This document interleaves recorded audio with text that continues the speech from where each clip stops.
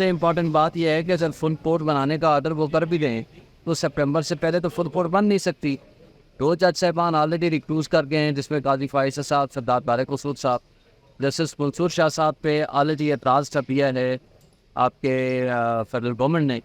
اب وہ 13 جج ہی بچتے ہیں. اگر وہ جج چھٹیوں ختم کریں آ جائیں تو پھر فل کورٹ بن سکتی ہے، یا پھر یہ سپٹمبر 13-14 سپٹمبر کے بعد جا کر فل کورٹ بن سکتا ہے. اس دوران چونکہ ٹرائل پھر رک جائے گا، اس ٹرائل کو روک کے پھر وہ فل کورٹ کا آرڈر کر سکتی ہے چیف جسٹس. لیکن یہ چیف جسٹس یا بینچ پہ مشتمل ہے تو وہ کیا فیصلہ کرتے ہیں. جب آئین آپ کو حق دیتا ہے کہ کوالیفائڈ جج ہو جس کے پاس یہ مقدمہ ہو اور آپ کو فیئر ٹرائل کا موقع ملے، اور یہ دونوں چیزیں کانٹراڈکٹ کرتی ہیں.